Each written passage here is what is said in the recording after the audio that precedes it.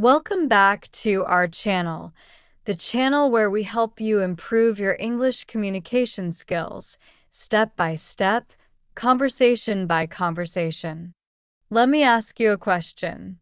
Have you ever been in a conversation where you didn't fully agree with someone, but you didn't know how to say it politely? Maybe you just nodded even though you disagreed, or maybe you said something too directly and it sounded rude. Well, you're not alone.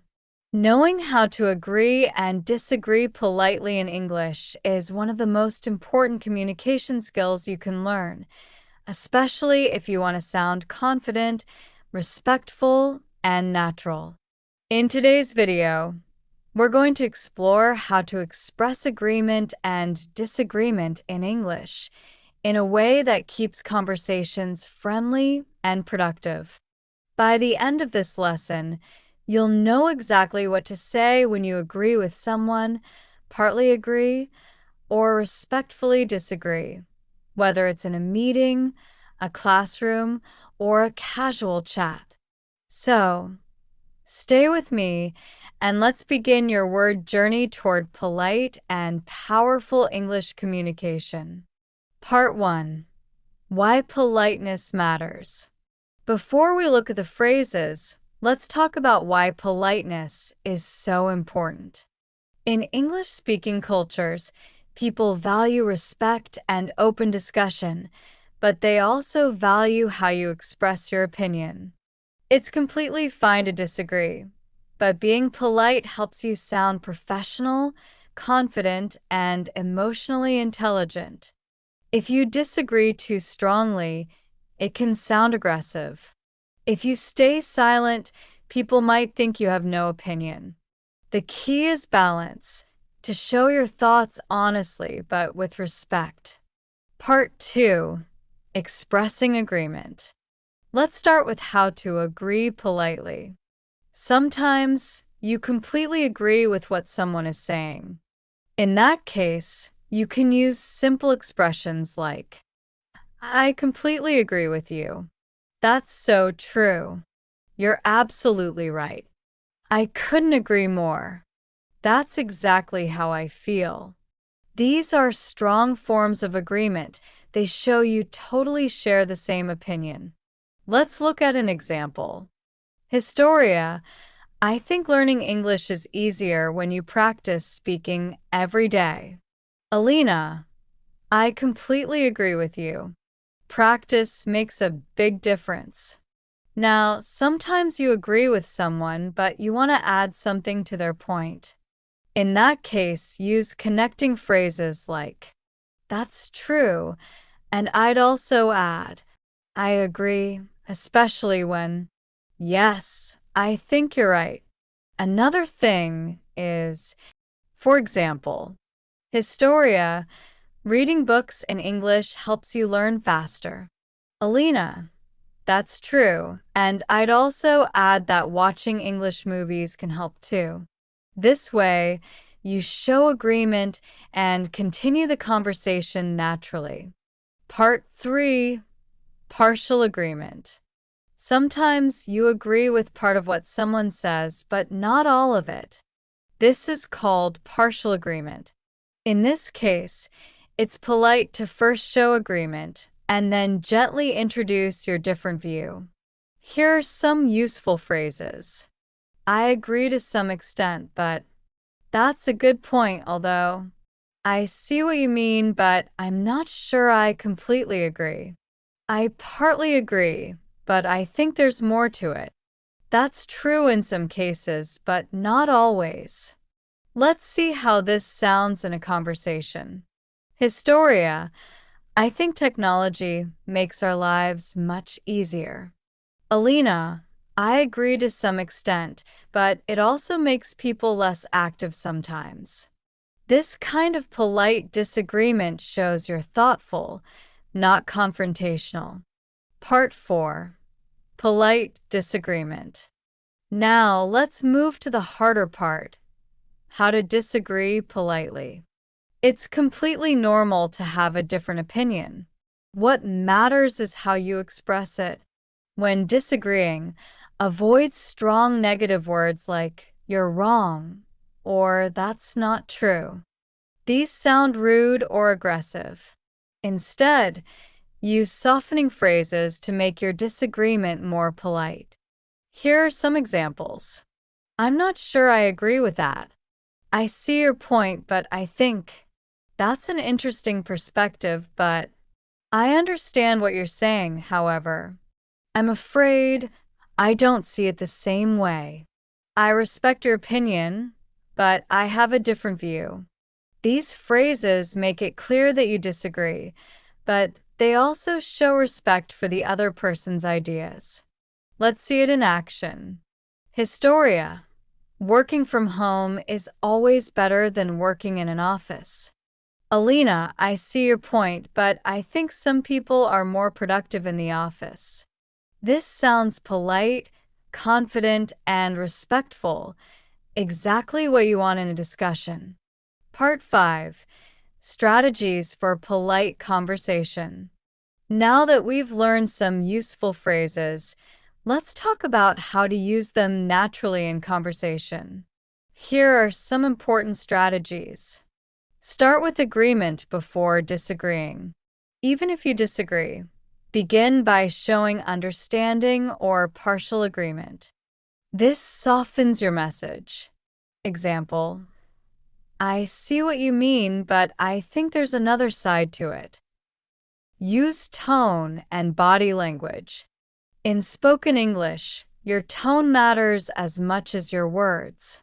Keep your voice calm, your facial expression friendly, and your body language open. Ask questions instead of making statements. Instead of saying, "You're wrong," try, "Do you think it might work differently in some situations?" This invites discussion rather than argument. Acknowledge the other person's perspective. Use phrases like "that's a fair point" or "I understand where you're coming from." It shows empathy, even if you disagree. Stay calm and respectful. Even in debates or arguments, the goal is communication, not winning. Let's see an example of polite disagreement using all these techniques.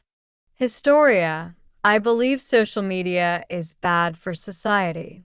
Alina. That's an interesting point, and I can see why you think that. But I also think social media can connect people and share information quickly. Notice how Alina acknowledges Historia's opinion first, then offers a different perspective, respectfully and smoothly. Part 6. Informal versus formal agreement. It's also important to remember that the way you agree or disagree can change depending on the situation, formal or informal. In a formal setting, like a meeting or presentation, use polite and professional phrases. "I completely agree with your analysis." "I'm not sure I share that opinion." That's a valid argument, but I'd like to offer a different perspective. In a casual setting like talking with friends, you can use more relaxed phrases. "Yeah, totally. I know, right? I don't think so." "Maybe, but I'm not sure." Choosing the right tone for the situation shows social awareness, a key part of fluency. Part 7. Common mistakes to avoid.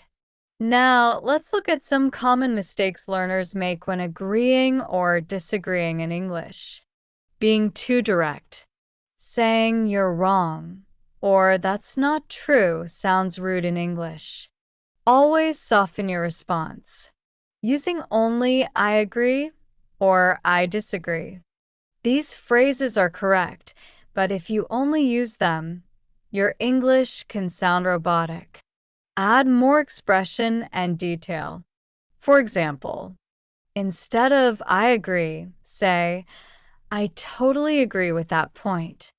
Instead of "I disagree," say, "I see it differently."